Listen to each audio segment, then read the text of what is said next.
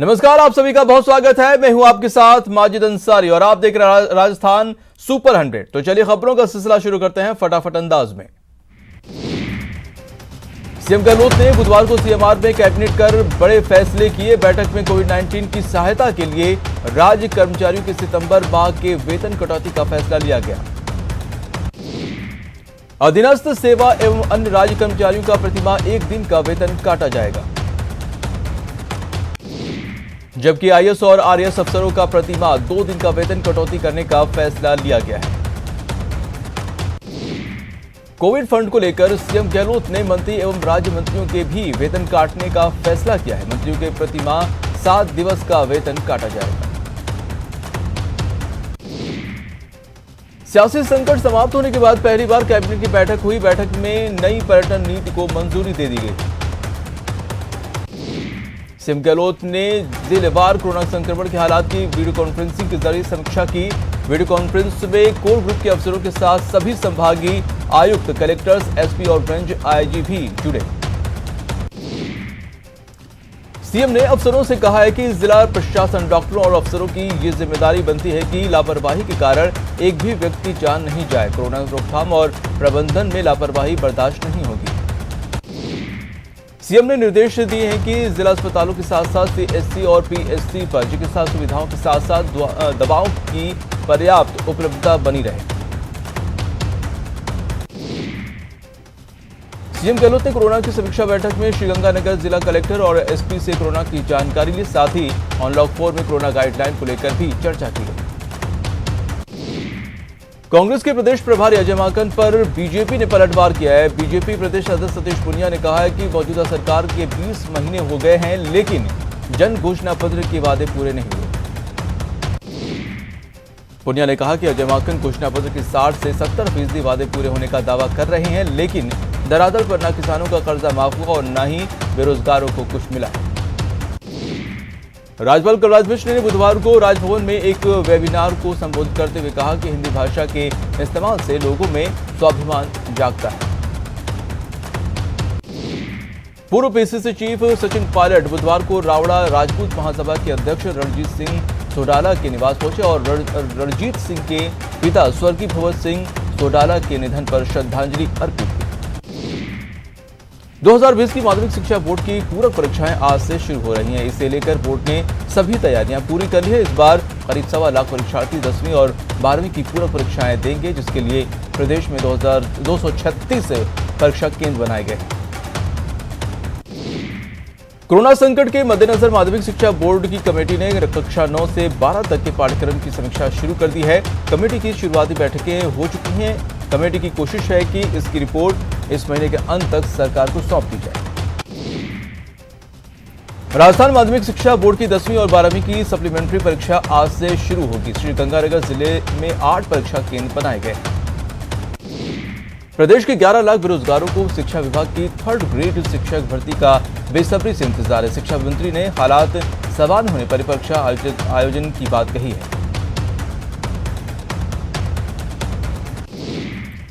राजस्थान विश्वविद्यालय ने अपने स्नातक यूजीसी कोर्सेज की पहली कट ऑफ सूची जारी कर दी है। पहली सूची में 90% से अधिक या उसके आसपास अंक प्राप्त करने वाले विद्यार्थियों को जगह मिली है। देश में कोरोना की तेज रफ्तार जारी है। पिछले 24 घंटे में देश भर में कोरोना के 78,000 से ज्यादा नए केस सामने आए, जिसके बाद मरीजों का आंकड़ा 37,66,000 के पार हो गया है। कोरोना से पिछले 24 घंटे में 1045 लोगों की मौत हुई। इस तरह से इस बीमारी से अब तक 66,333 लोगों की जान जा चुकी है। उत्तराखंड के मुख्यमंत्री त्रिवेंद्र सिंह रावत एक बार फिर सेल्फ क्वारंटीन में चले गए हैं। 2 दिन पहले सीएम ओएसडी अभय रावत कोरोना पॉजिटिव पाए गए थे। गोवा के मुख्यमंत्री डॉक्टर प्रमोद सावंत कोविड-19 से संक्रमित हो गए हैं। उन्होंने खुद इसकी जानकारी ट्विटर के माध्यम से दी। राजस्थान में कोरोना का आंकड़ा तेजी से बढ़ रहा है। बुधवार को 1511 नए केस सामने आए हैं, जिसके बाद कुल आंकड़ा 84,674 पर पहुंच गया। इलाज के बाद प्रदेश में 69,501 लोग ठीक हो चुके हैं। फिलहाल प्रदेश में 12,919 एक्टिव केस हैं। पुरुषों की तुलना में महिलाएं कोरोना पॉजिटिव कम हो रही हैं। जयपुर के कोरोना पॉजिटिव में 70% पुरुष और सिर्फ 30% महिलाएं हैं। जयपुर में बुधवार को रिकॉर्ड 352 से कोरोना केस सामने आए, जिसके बाद जयपुर में कोरोना मरीजों की संख्या 11,000 के पार पहुंच गई है। चिकित्सा एवं स्वास्थ्य मंत्री डॉक्टर रघु शर्मा ने जयपुर के RUHS अस्पताल में 100 बेड का एक और डेडिकेटेड कोविड केयर सेंटर तैयार करने की बात कही है, जहां गंभीर रोगियों का इलाज हो सके। कोटा के एमबीएस अस्पताल में बुधवार को एक साथ 13 कर्मचारियों की पॉजिटिव आने के बाद ब्लड बैंक परिसर में चौकसी बढ़ा दी गई। परिसर में 2 अतिरिक्त सुरक्षाकर्मी तैनात कर लोगों की आवाजाही पर रोक लगा दी गई। कोटा में बुधवार को कोरोना के 150 नए मरीज सामने आए हैं, जिसके बाद जिले में कोरोना मरीजों की संख्या 7,000 के करीब पहुंच गई है। बुधवार में कोटा में बुधवार को 2 युवाओं ने प्लाज्मा डोनेट कर मानवीय मिसाल कायम की है। इसके साथ ही कोटा में अब तक 80 लोग प्लाज्मा डोनेट कर चुके हैं। जोधपुर के महात्मा गांधी अस्पताल से कोरोना पॉजिटिव कैदी के फरार होने के बाद हड़कंप मच गया है। बताया जाता है कि कैदी कोरोना वार्ड के बाथरूम की खिड़की तोड़कर फरार हो गया। कैदी का नाम चेतन था और वो 5 साल का सजायाफ्ता था। जोधपुर के बासनी पुलिस थाने के 4 कांस्टेबल कोरोना पॉजिटिव पाए गए हैं। इससे पहले भी 2 कांस्टेबल कोरोना पॉजिटिव हो चुके हैं। अजमेर सेंट्रल जेल में एक बार फिर कोरोना विस्फोट हुआ है। बुधवार को 31 से ज्यादा नए पॉजिटिव केस सामने आने के बाद जेल में पॉजिटिव मरीजों का आंकड़ा 150 से ऊपर चला गया है। श्रीगंगानगर के कलेक्ट्रेट कार्यालय में 2 प्रशासनिक अधिकारी और कर्मचारी कोरोना पॉजिटिव पाए गए हैं, जिसके बाद परिसर को सैनिटाइज किया जा रहा है। बूंदी में बुधवार को भू विवाद में 2 पक्षों के बीच फायरिंग हुई। फायरिंग की खबर मिलने के बाद पहुंची पुलिस ने दोनों पक्षों के 11 लोगों को गिरफ्तार किया है। कोटा में एक कलयुगी बेटे ने मामूली कहासुनी के बाद अपने पिता की डंडे से पीट-पीट कर हत्या कर दी है। इस वारदात के बाद इलाके में सनसनी फैल गई है। फिलहाल पुलिस मामले की जांच में जुटी है। कोटा में कई वारदातों को अंजाम देने वाली गैंग 8 के 8 शातिर बदमाशों को कोर्ट में पेश किया गया। कोर्ट ने सभी 8 बदमाशों को जेल भेजने के आदेश दिए। कोटा में प्लॉट के नाम पर धोखाधड़ी करने वाले आरोपी को पुलिस ने गिरफ्तार कर लिया है। आरोपी 15 लाख की धोखाधड़ी कर 1.5 साल से फरार चल रहा था। कोटा पुलिस ने कार्रवाई करते हुए अवैध मादक पदार्थ के साथ एक तस्कर को गिरफ्तार किया है। आरोपी के कब्जे से पुलिस ने 5 किलो गांजा बरामद हुआ है। सोशल मीडिया पर फोटो कर महिला का अश्लील फोटो डालने वाले आरोपी को पुलिस ने जोधपुर से गिरफ्तार कर लिया है। आरोपी के खिलाफ बाड़मेर की महिला केस दर्ज किया था।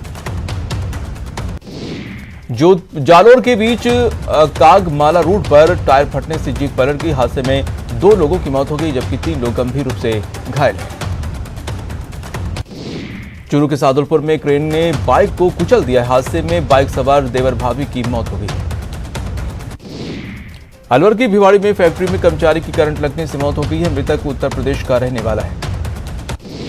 दौसा के सिकराय में पटवार संघ ने हड़ताल कर धरना प्रदर्शन किया। इस दौरान प्रदर्शनकारियों ने कहा कि जब तक उनकी मांगें पूरी नहीं होगी तब तक अनिश्चितकालीन धरना प्रदर्शन जारी रहेगा।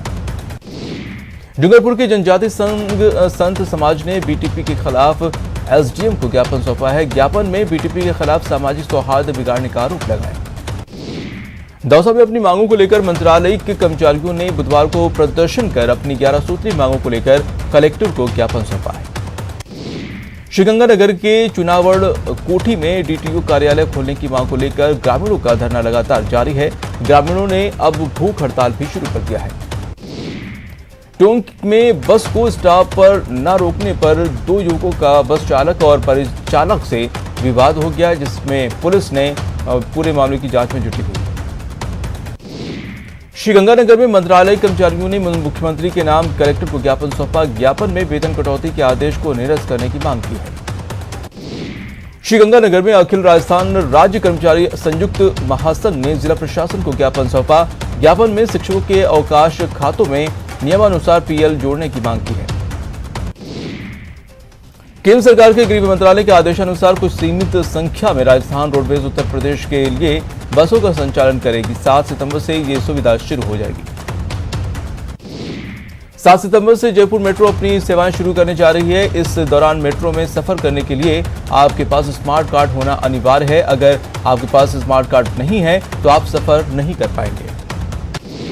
सफर के दौरान सोशल डिस्टेंसिंग की पालना करनी जरूरी होगी। इसके लिए मेट्रो प्रशासन ने मेट्रो स्टेशनों पर 2 गज की दूरी पर गोले बना दिए। साथ ही कोच में एक सीट छोड़कर दूसरी सीट पर रेड क्रॉस का निशान लगाया गया है।